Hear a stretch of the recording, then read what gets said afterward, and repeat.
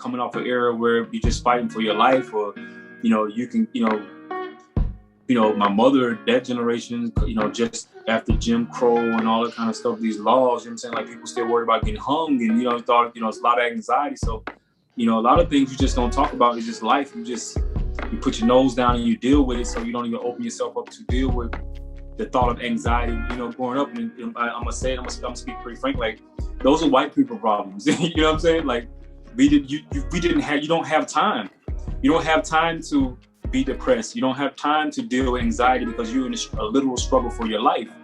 At any given turn, any given space, you got socially, systematically, systemically, something's trying to eat you and consume you.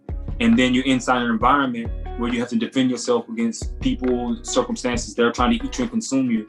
So you're in this constant space. You don't have time to give way, to sit there and, I'm just, you can't show that type of weakness, or you can't, that vulnerability, because if you do, now you pray, everybody's on you.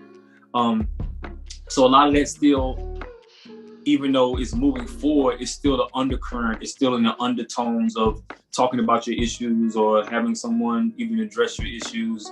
It was all generally minimized, tough it out,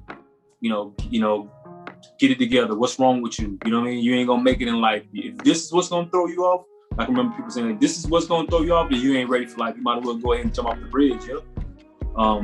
If you're gonna let anxiety and depression be the thing that take you out of this space. And so I think mental health inside our space is big. There's a lot of stuff that has to be unpacked. There's a lot of things that have to be, but once again, we're still beholden to the society as a whole, which is happening, to acknowledge certain things so then we can address certain things. If those things are not acknowledged, or they're not constantly being minimized, then we can move forward and actually start addressing them.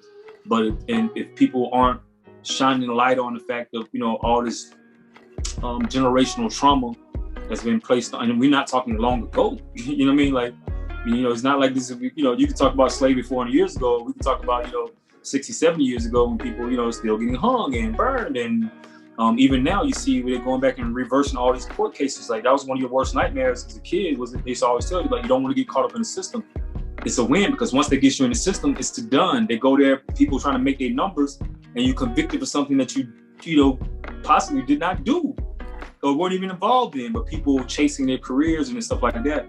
So a lot more of that's being acknowledged. So yeah, it's just a beast, man. You don't have time to be depressed or anxiety. You're just trying to literally survive, and you're fighting for your life.